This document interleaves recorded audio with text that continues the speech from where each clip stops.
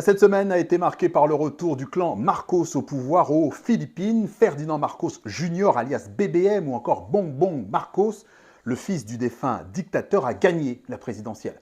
Un succès électoral qui doit beaucoup à la désinformation. Explication.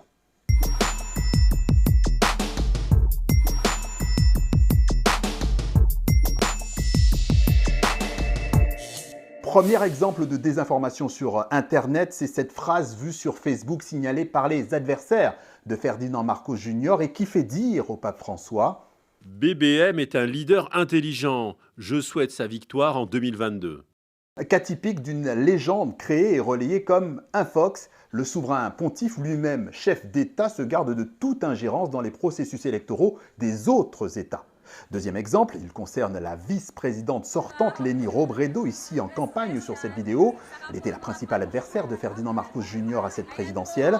On la voit brandir une pancarte et regardez ici sur la photo détournée extraite de cette vidéo. Le message final a changé. Votez pour Bongbong Marcos, un trucage qui laisse croire qu'elle soutient le clan Marcos. Alors, les ficelles peuvent paraître un peu grosses, mais la manipulation fonctionne particulièrement bien dans un pays où les infox semblent très présentes. C'est une société où la rumeur va circuler.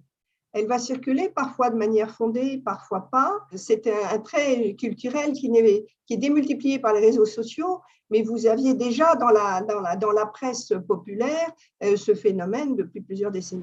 Et grâce à ces outils 2.0, la propagande a pu toucher un électorat jeune, hyper connecté, qui n'a pas connu l'époque de Ferdinand Marcos père, c'est-à-dire l'époque des mutilations, de la torture, de l'assassinat de milliers d'opposants et la corruption financière à grande échelle. Tout ça semble aujourd'hui s'effacer derrière des vidéos TikTok et Facebook qui présentent la famille Marcos sous un jour favorable.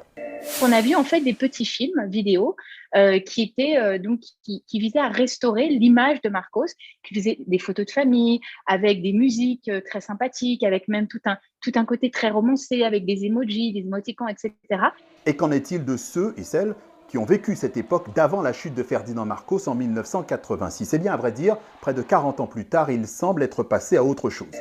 Il y a cette tendance à l'effacement en fait de certains souvenirs, tout simplement parce que les individus sont bombardés par une autre version de l'histoire. Et au bout d'un moment, cet imaginaire politique qu'on a, ces mémoires en fait, se modifient parce que la majorité commence à raconter une nouvelle histoire. Une histoire revisitée, mais est-ce que ça suffit à expliquer ce vote Marcos ?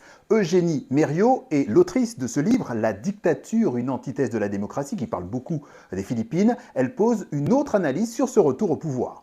Cela traduit une désillusion très forte pour la démocratie libérale aux Philippines, au profit d'une forme de démocratie plus directe,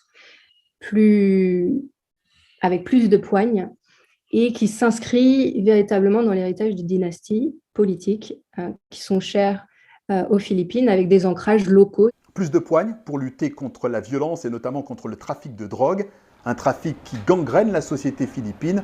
Selon les chiffres du gouvernement, c'est la seule source dont on dispose, 4 millions de Philippins sont toxicomanes.